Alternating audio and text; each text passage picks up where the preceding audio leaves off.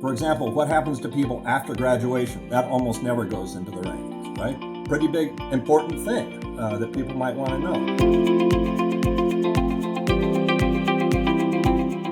Hi, my name is Karina McCosco from Academic Influence, and I'm here with Professor State. And on our site, we use a ranking system that to decide who we're going to interview. And you have gotten into sort of a ranking system in yourself. So just kind of explain to us how you got into it and where that led you.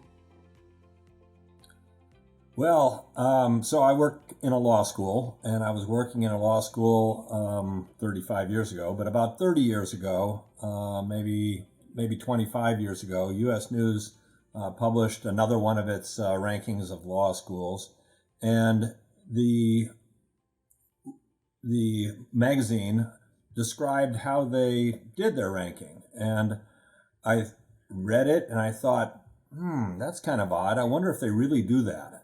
And so I walked into a friend's office who was also a former math student. We both were law professors that used to be in math and as undergraduates. And I said, do you think they can possibly be doing what they say they're doing? And so he said, wow, yeah, I don't know. And he said, I know where we can get the data that they use, or almost all the data that they use, and then some of it they publish, so we can add that to it. And we can reverse engineer it and see if they really do what they say they're doing. And so he got the data that he could get, and we combined that with the data that they published, and worked quite a while, actually, sort of trying to figure out what their exact method was. And a couple of times I actually called Bob Morse and said, are you doing this? And he'd say, yeah. And so that filled me in a couple of places. And what they did at that time, and I say he partly because it was mostly Bob Morse, I think, but what U.S. News did at that time was they formed a ranking on 5 different criteria, or 5 different summative criteria.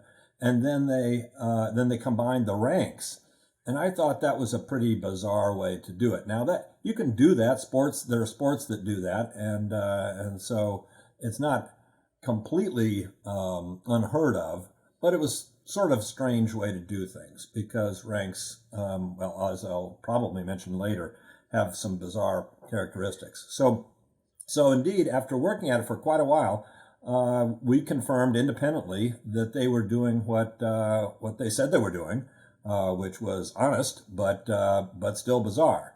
And so we decided to, and I said, okay, we should publish this. And my colleagues said, well, if we publish it, it'll just look like we're complaining and sort of that they're doing a bad job because we didn't get ranked high enough. So he said, I'll turn it over to a person I know at the AALS. I think it was the AALS instead of the ABA, but anyhow, one of those places. And they can confirm that what we did was right, and what U.S. News was doing was what they said they were doing. And when they did that, U.S. News, whatever this group was, this organizational group, they looked at it and confirmed what we said, except they used a different method. They used a regression analysis that basically they later published. And for a lot of people, it was an eye-opener because it turned out that LSAT was really important and more so than people thought.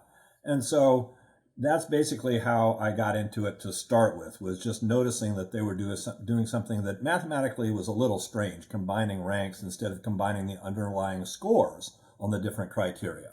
So then I thought, and then eventually after that was published and they were kind of exposed for that, they changed their method to combine scores instead of combining ranks. So they standardized scores, and so in the meantime, I thought, well, I don't really like the way this ranking thing is going very well anyway, and I think people should rank based on their own weights and criteria. So I created what I called the ranking game, and it was for law school rankings, and it allowed people to put their own weights on basically all of the criteria that U.S. News already used. So if you used U.S. News's weights, you'd get U.S. News's results. But if you used your own weights, then you might get a different result. And to try to show that some of this was pretty sketchy, I added one criterion, which was the number of Tibetan restaurants within 300 meters of the law school. And if you add any weight on that, then we would come out near the top, because we have 2 Tibetan restaurants near the law school. And so, point was not that you should care about Tibetan restaurants, but that what you add into the mix has an effect, and sometimes a disproportional effect. So that's how I got started and made the ranking game. And then later I got worried about the effects of rankings on what law schools were doing. So I wrote an article, and then a statistician friend of mine says, well, there's a better way to do the statistics than you did. So we wrote another article, basically showing what I called an echo effect in my paper, and that was that when U.S. News publishes its rankings, it has an effect on what happens the next year in terms of the LSTAT of students, in terms of the GPA of students, in terms of the reputation of the schools among faculty members, in terms of the reputation of the schools among peers. So they all feed back, and so U.S. News puts out, shouts out its ranking, and then they put their ear to the tracks a half year later, and they hear their own ranking coming back, basically. And so that was an article I wrote on that. After that, I kept up the ranking game website for a few years, but I haven't kept it up recently, partly because I don't have the data anymore to do it. I could get the data then, but I don't have the data anymore. So I haven't done anything now with rankings for a while, although I remain interested in them, obviously. Wow, so this ranking game was kind of to expose U.S. news reports and other ranking systems about how arbitrary it can be? Right, exactly. That depends on what criteria, and that fairly small differences in weights can make fairly large differerences. I had another factor in there I was just remembering. So one of the factors they used, and now I've forgotten, I'd forgotten which, but there are 2 factors, either of which you could use, or both of which you could use. One is student-faculty ratio, one is faculty-student ratio. Well, you'd think, well, that's sort of the same thing, right? Mm-hmm. And you put the same weight. Not true at all. If you put faculty-student ratio, I had both in my game, and if you flip the weight from faculty-student ratio to student-faculty ratio, the rankings would change. Wow, that is so because mathematically, it didn't work out the same way. And there are mathematical reasons for it, but that's completely counterintuitive, right? Once you've got student-faculty ratio in, that's the data, that's the information. No, how you flip that ratio makes a difference. Wow, that is so interesting. Yeah. Yeah, so that was one of the sort of learning things. Try flipping this. In the early game, I had 5 different steps people could do. I said, try doing this, see what happens. Try doing this, see what happens. Try doing this, and then put in your own weights if you want. Wow, and I think this is such a great reminder for everybody who's applying to law school, to college, to whatever undergrad or grad school, is that the rankings are pretty arbitrary. We were just talking with Martha Ullman, who's the former dean of admissions at Wake Forest, and she was saying, one school that is a great fit for one person might not be for another person. So I think your ranking game is a perfect example of how the rankings, even if one school's ranked higher, it might not be the best fit for you. Right. So there are all sorts of things that are sort of arbitrary about the original rankings, what criteria they choose. They're never going to choose all the right criteria for anybody, right? There may be things important to people that are left out of the rankings.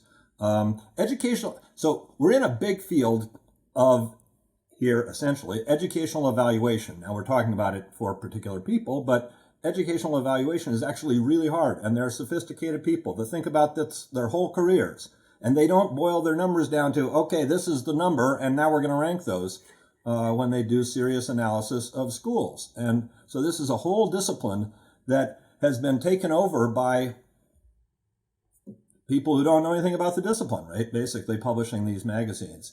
So as you were saying, there are lots of things that are important to people. For example, what happens to people after graduation? That almost never goes into the rankings, right? Pretty big, important thing that people might want to know. Are people in our field, law schools, trained for practice, or are they trained for teaching? Are they trained for being informed citizens? A lot of people learn something about, democracy when they go to law school. Some people don't, unfortunately, but a lot of them do. And then is the curriculum itself, even the finer points that people would never think about, and certainly people would never rank, and that is the curriculum aimed at making a person a lawyer right when they graduate and they're ready to practice and hang out a shingle? Or is it aimed at making them a great lawyer in 10 years, that they're really not going to be ready, but they're going to be ready to learn more so that in 10 years they're really going to be a good lawyer?